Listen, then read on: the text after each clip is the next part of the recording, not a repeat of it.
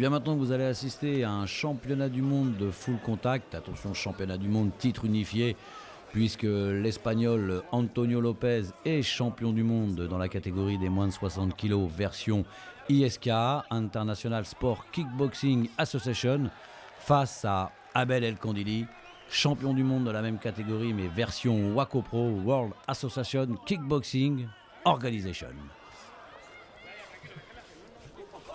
Donc c'est la première reprise. Donc là vous voyez Abel El Kandili sous d'autres facettes, bien évidemment dans les règles du full contact. Alors bien évidemment pas de short, c'est le pantalon, les protèges tibias, les mousses aux pieds.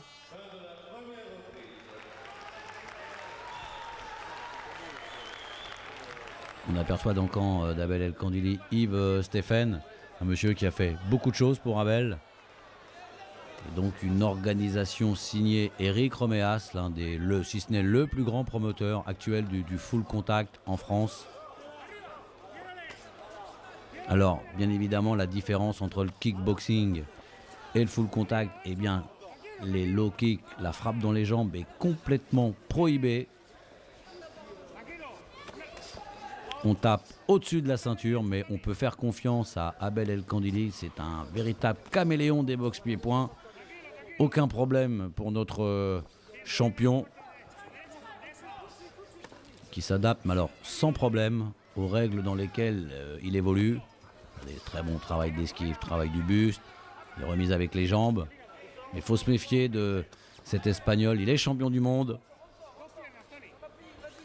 Il y a un titre unifié. Normalement, l'un des deux garçons doit repartir avec 2 ceintures, si bien évidemment il ne se sépare pas sur un match nul.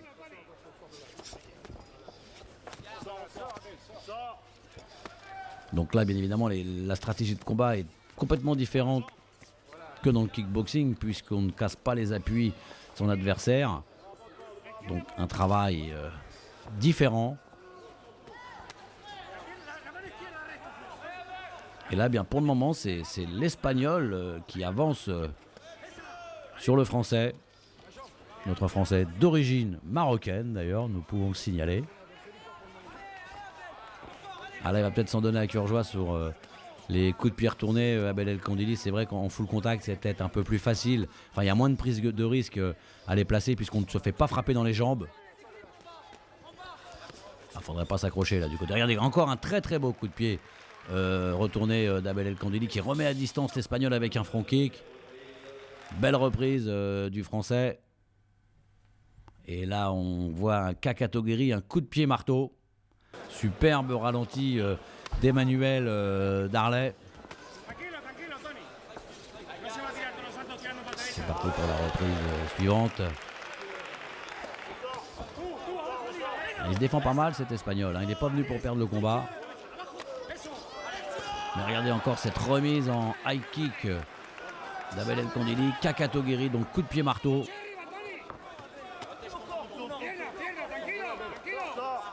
Il essaye de coincer Abel dans un coin du ring, mais très beau déplacement d'Abel El Kandili qui a remisé en high kick. Coup de pied retourné, il a essayé de piquer au foie son adversaire. Pour l'anecdote, on peut peut-être dire que l'Espagnol est adhérent du Real de Madrid, un prestigieux club de football et surnommé la locomotive, mais face à lui, je peux vous dire qu'il a certainement trouvé un très bon chef de gare. Et regardez, nous le démontre à l'instant même Abel El Kandili. Comptez l'Espagnol pour la première fois dans ce combat. Ouh, il s'en donne à cœur joie Abel. Superbe high kick maintenant. Ouf. Il passe un sale quart d'heure. Hein. La locomotive, elle a du mal. Hein. C'est un très bon arbitrage. Il ne faudrait pas non plus pêcher par excès de confiance du côté d'Abel El Kandili. Mais ils sont bien sur ce combat. Hein. Encore un high kick. Il aime bien se servir de cette jambe arrière. Abel fait le ménage avec. Bonne protection. Et il remise avec son high kick. Doublé. Maintenant c'est un front kick. Tout avec la même jambe, même bras d'ailleurs. Ouf, il passe vraiment une très très sale soirée. Coup de pied retourné encore donc d'Abel El Kandili. Ce que l'on peut dire, et moi je le surnommerais plutôt le superbe encaisseur Antonio Lopez. Ah là, il nous fait une magnifique démonstration Abel El Kandili. Regardez ce high kick qui a bien touché Antonio Lopez. On aperçoit d'ailleurs, on a vite fait aperçu l'organisateur avec son épouse Eric Roméas et Madame Roméas Marie-France. Et c'est reparti. Toujours ce travail de destruction avec cette jambe arrière. Il a de la chance, l'Espagnol, que ce match se déroule dans les règles du full contact parce que en kickboxing, il n'y aurait pas eu de protège tibia et il aurait peut-être pu aller dormir pour le compte, l'Espagnol. Il lève bien ses bras. Abel El Kandili, là, il est en train de nous démontrer le travail de protection. Et on contre tout de suite derrière.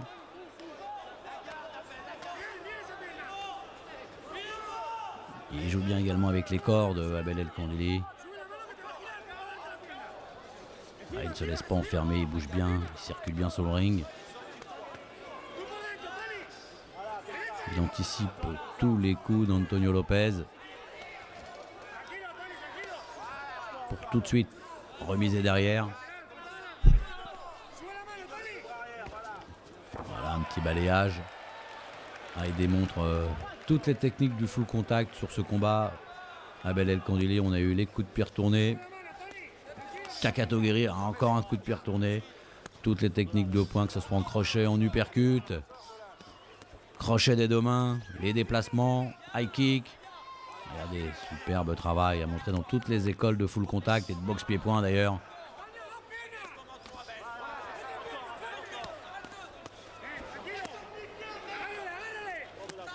Et quand on connaît les qualités de cet Espagnol, parce que bien évidemment ce n'est surtout pas un faire-valoir, c'est le champion du monde ISK de la catégorie, mais il a face à lui le champion du monde WAKO de la catégorie, et là ce soir, bien, pour le moment, Abel El Kandili est en train de lui démontrer qu'il est le champion incontestable et incontesté de la catégorie. Cette superbe uppercut du gauche, le balayage derrière.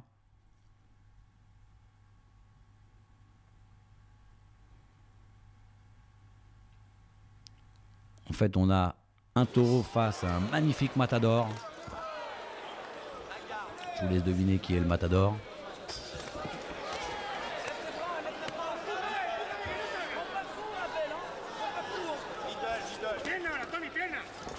Il est toujours très combatif, cet Antonio Lopez. Et franchement, là, pour le moment, il ne peut absolument rien face au coup d'œil, face au déplacement, face à la technique de haute volée d'Abel El Kandili. Il passe et il place tout ce qu'il veut. Je le répète, extrêmement courageux, Antonio Lopez.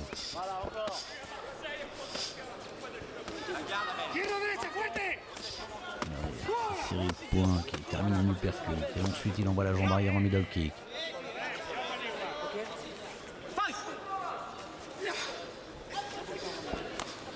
Ce soir, on a face à nous, on a vraiment un Sugar Leonard du full contact.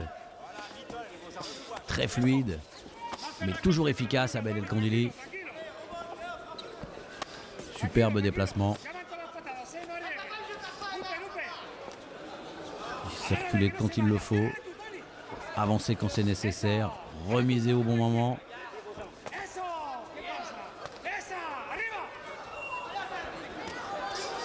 En tout cas, vraiment un chapeau pour Antonio Lopez parce qu'il ne lâche pas l'affaire. Et il a pris des coups depuis le début de cette rencontre.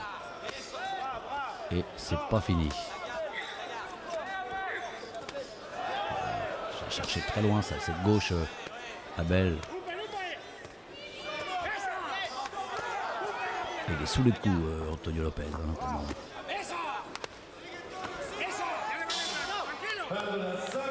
Encore une magnifique reprise pour Abel El Kandili qui domine de la tête aux pieds cette rencontre.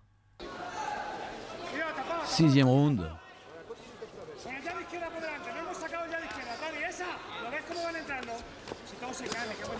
Il est toujours là, cet Espagnol. Les combattants hispaniques sont un mental de guerrier. Il y avait à l'époque un très très grand champion espagnol, Egusquiza. C'était vraiment Un garçon exceptionnel et c'est vrai qu'en Espagne, il y a toujours eu de très très grandes pointures et ce soir, il est en train de démontrer tout son courage, Antonio Lopez, parce que malheureusement, il a face à lui vraiment un immense champion qui le domine.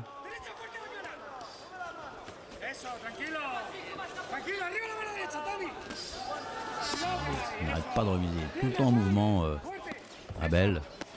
Mais il faut se méfier de cet Espagnol parce que, attention, sur un coup, tout peut arriver. Bien les gants comme il faut, Abel El Kandili se protège bien. Il remise derrière, il percute du gauche qui est passé. High kick toujours de la jambe gauche. Front kick de la jambe gauche. Il n'y a pas de knockdown bien évidemment. Voilà. Abel El Kandili est en train de marquer des points à la vitesse grand V. Uppercut du gauche encore. Crochet du gauche. Middle kick, toujours de cette jambe gauche.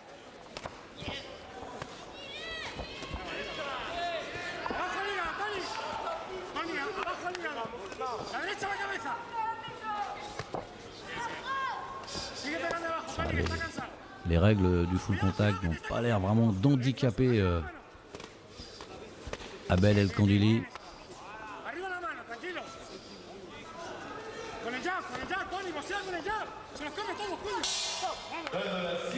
Superbe reprise évidemment du français.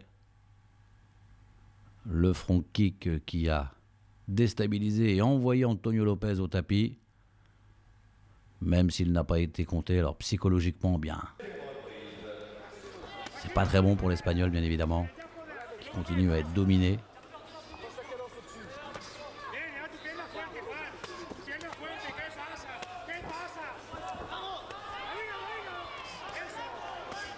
Il essaye d'accélérer Antonio Lopez.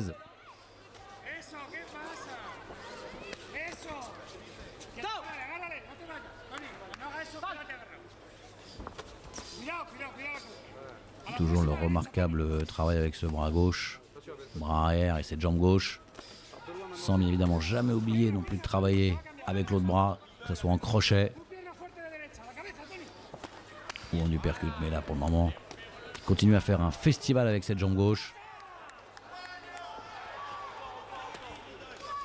Le petit crochet pour essayer de prendre sa distance. Il a remisé en high kick avec la jambe gauche. Abel El Kandili, doublé direct du gauche. High kick de la jambe gauche, direct du gauche. Ouf, encore un high kick, doublé.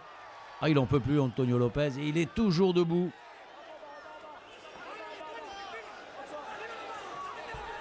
Alors Abel, à ce stade du combat, qu'est-ce qu'on pense dans sa tête quand on a un adversaire qui encaisse de cette façon? Parce que là il en a pris quand même sur toutes les coutures, que ce soit en high kick, en gauche, il a été plusieurs fois au tapis. Qu'est-ce qu'on pense à ce moment-là? Est-ce qu'on a un doute sur son punch?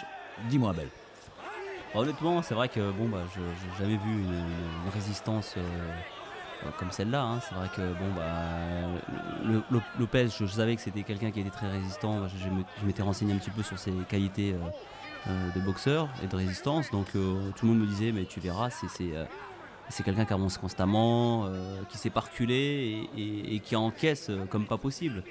Maintenant de là à le voir comme ça résister à des high kicks quand même que je mets plein pot quoi. C'est vrai que je mets tout le poids du corps, bien sûr, que ce soit pour le high kick ou pour la gauche et je suis étonné parce que je vois que même avec ça il revient toujours. Alors bien évidemment je vais pas demander si à ce moment là tu doutes de la victoire puisque tu es en train de dominer de la tête aux pieds le pauvre Lopez, mais qu'est-ce que tu penses? Tu te dis je vais continuer à le matraquer ou je vais plutôt me contenter de l'emporter au point puisque j'ai tout essayé? Oui, c'est vrai que je pense à partir de la 6e ou 7e, je vais travailler plus technique. Je vais pas chercher à le mettre KO parce que c'est vrai que c'est trop dur. À 10 ans, je me suis rendu compte que il était résistant quoi, au coup et puis en même temps je me suis dit je vais faire plaisir au public. Le public c'est vrai qu'a apprécié les gestes techniques. Surtout à Marseille qui sont très cool, bien sûr. Donc je me suis dit autant faire plaisir au public, faire attention de ne pas me faire contrer et puis aller jusqu'au bout. Alors ça bien évidemment ça peut peut-être un peu nous faire un petit peu sourire, mais c'est sûr qu'on a rarement vu un garçon encaisser des coups de cette façon, puisque tu as quand même remporté de nombreuses victoires avant la limite. Et là on a quand même un super bon encaisseur quoi. C'est quand même très très rare. Hein. tu avais quand même conscience qu'en face de toi, tu avais le champion du monde ISKA, ou à un moment tu t'es dit, mais j'en ai rencontré qui étaient peut-être pas tenant du titre, ou tenant d'un titre, et qui était plus dur. Quoi que quelque part, il devient difficile puisqu'il encaisse bien les coups. Oui, bah, de toute façon, je pense que c'est un petit peu ça qui m'a fait penser aussi que bah, son titre, c'est clair qu'il a dû l'obtenir en usant ses adversaires grâce à sa résistance, parce que je pense que quelqu'un comme Lopez, sur 12 rounds, bah, il faut être prêt, quoi, parce Bien que sûr. à un moment donné, on doute. Et puis on se fatigue.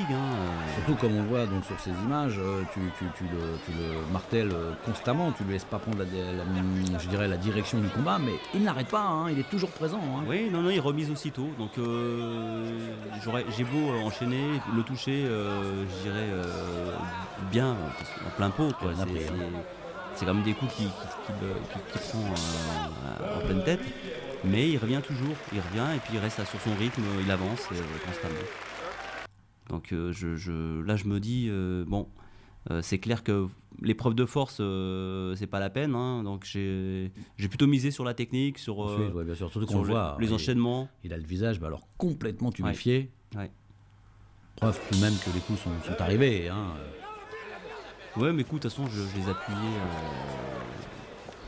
surtout au poids du corps, hein, je mettais le poids du Bien corps sûr. pour essayer de le toucher durement, mais bon, c'est vrai que après, ça peut jouer à son avantage dans le sens où lui il cherche le contre, donc il attend peut-être le moment où on fatigue, où on baisse un peu la garde pour pouvoir toucher. Tu étais déjà tombé sur un adversaire aussi résistant. Oui, mais pas Ouais. en full, en kick. En Ouais. kick avec Anukun. Anoukun, bien Ouais, sûr. là c'était aussi un combat très très dur. Tu l'as pas battu avant la limite, Anoukun? Que j'ai battu, non, j'ai quand même Non. battu au point, Au point. mais ça a été dur. Mmh. Et là en full, je dirais que c'est Lopez. Voilà, moi c'est ce qui m'intéressait là pour l'instant. Ouais. Quoique non, c'était vraiment sur l'ensemble de ta carrière, donc deux adversaires, on va dire Anoukun En Et- full, je dirais Lopez. et on full Lopez, hein, parce que tu as quand même rencontré beaucoup de combattants venant des pays de l'Est, on les connaît, ils sont durs, ils sont Ils sont solides. durs aussi, ouais, ils sont solides. Mais c'est vrai que bon, lui, la chose qu'il avait, c'est que il reculait jamais. Hein. Il a jamais eu un moment où je l'ai vu reculer, même quand il prenait les coups. Il en a pris. Hein. Alors, il continue à avancer et à garder son rythme avec ses points. Il essaie de contrer. En fait, je pense que jusqu'au bout, il y croit. Et ce sont peut-être les adversaires les plus dangereux. Oui, parce que c'est vrai que le mental il est là, hein, c'est des guerriers, hein, c'est des boxeurs qui lâchent jamais prise. Donc, même quand ils sont en difficulté, justement quand ils sont comme ça en difficulté, ils ont un sursaut d'orgueil et Bien sûr. de fierté, et ils peuvent être dangereux sur un coup.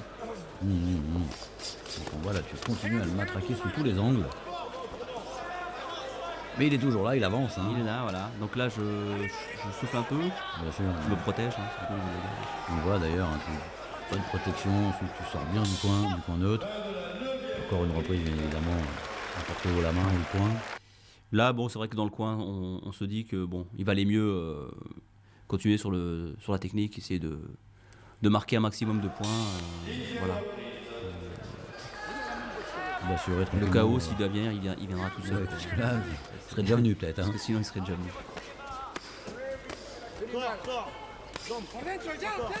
Alors, quel style est-ce que tu avais un style de prédilection tout de même? Là, on te voit en full contact, mais on sait que tu as également évolué en kickboxing, en savate boxe française et une fois en Muay Thai. Mais quel est le style qui convenait le mieux à Belel Kandili? Ouais, c'est sûr que j'adore toujours boxer en full. Hein, Ouais, c'est ma discipline d'accord. première. Hein, Ah donc, ouais, d'accord. ouais, à la base. Maintenant, c'est vrai qu'après, avec le kick, j'ai beaucoup évolué, surtout au niveau puissance, hein, parce que là, j'ai beaucoup travaillé sur la puissance des coups de pied surtout. en Voilà, kick. ça t'a donné, je Et pense. ça m'a ouais. amené la puissance qui me manquait peut-être en full. Puis après, bon, il y a eu la boxe française, la savate boxe française, qui a été pour moi aussi une belle école, parce que j'ai appris beaucoup de choses aussi, avec tout ce qui est déplacement, liaison pied-point. On peut le dire, une des meilleures écoles. Enfin, c'est pour moi, je pense, la Ah meilleure oui, école de la oui, boxe. oui, on peut le dire. Pour la coordination La pied-point-pied. coordination, liaison pied-point, déplacement, coup d'œil. tout ce qui est tactique, stratégique. Ensuite, sur le pied, comme tu l'as fait, dans d'autres formes. Après, voilà, après c'est Un bien. peu plus s'épanouir. Voilà. Peut-être aller après, peut-être plus sur des box en kick, en taille, parce que bon, bah là, c'est peut-être mieux pour des confirmés qui ont besoin d'aller chercher un peu plus je dirais, d'efficacité dans leur coup. Le full, voilà, c'est ça. Ce que j'aime, c'est tout ce qui est technique de coup de pied aérien. Donc ça, c'est vrai que c'est un plaisir quoi, de pouvoir Bon, voilà, les faire superbe sans, gauche là, voilà. une superbe gauche là encore. Hein. Qui circulait, mais il va revenir. Et là, on attaque la 11e reprise. Et il est toujours là, cet Espagnol. Hein. Ah oui. On se pose pas des questions tout de même à ce moment? Non. Bah, je me dis, bon, c'est sa force, elle est là et bon, il utilise avec les moyens qu'il a, il essaie d'user. Je pense que c'est un boxeur qui doit user ses adversaires en avançant constamment, en les faisant douter, et puis les étouffer peut-être. les étouffer, et puis les contrer quoi, sur un coup, parce que je pense je sais qu'à son actif, il a pas mal de KO, et je pense que il doit user ses adversaires. Je pense qu'avant cette rencontre, alors il a peut-être pas dû visionner les matchs d'Abel El Kandili. Hein. Bah, il avait l'air confiant, conférence de presse très confiant, très sûr de lui. Bah, il venait quand même en tant que tenant du titre. Pas le même que le tien, bien évidemment. Voilà, c'est ça. Donc, un organisme différent, mais aussi prestigieux. Hein. oui, les SK, c'est très À l'époque, il y avait fédération. Voilà, exactement. Il y avait deux grosses fédérations. Il y avait l'ISK et la Wakopro. Deux références. On connaît les champions du monde ISK de l'époque, Rick Refus, Jean-Yves Cario. Ouais. Pour ne citer que ces deux garçons. Abel El Kandili. Ouais, surtout pour les Américains. C'est une référence, l'ISK. Ça, c'est un sport avant tout américain. Et là, tu es en train de continuer ton festival. Ouais, à un moment, peut-être on va un petit peu en avoir marre, non?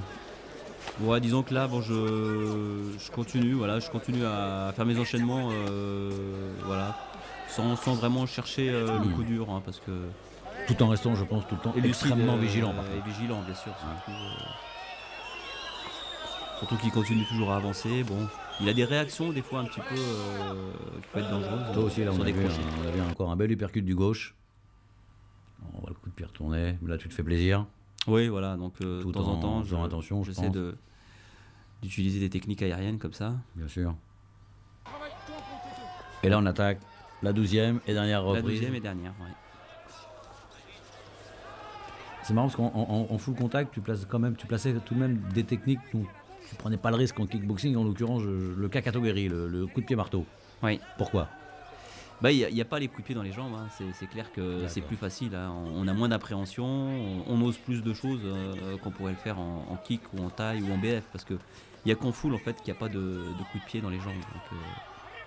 Donc là, c'est vrai qu'on peut plus facilement être aérien dans ses coups et se permettre des choses qu'on ne peut pas faire dans les autres disciplines. Bien sûr. Bon, voilà, ce sont les dernières minutes du combat.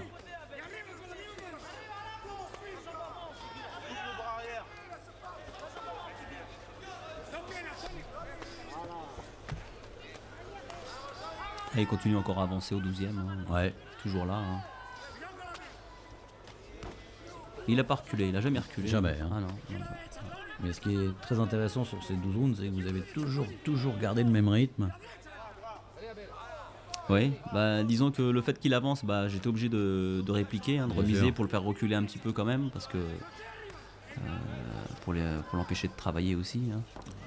Encore une belle esquive, beau déplacement là, que tu nous as fait. Ah, il cherchait surtout avec ses poings. Ouais. Tu penses que c'est là qu'il cherchait le coup dur avec les poings? Ouais, il cherchait le contre, crochet. Est-ce qu'à un moment il t'a fait mal? Dans les débuts de reprise, ouais. Il y avait encore cette puissance dans ses coups, mais à la fin, c'est vrai que ses coups étaient moins appuyés. Ah oui, oui. Mets-toi à sa place. Mais enfin d'accord, ok, donc c'est un adversaire quand même très dur, quoi. Hein. C'est-à-dire dangereux dans le début du combat. D'accord. Avec ses poings dans le début de combat. Bon bah là, c'est la fin du combat, je pense que la décision, hein, on la connaît. Oui, bon, c'est des combats qu'on apprécie parce que bon, Bien c'est vrai sûr.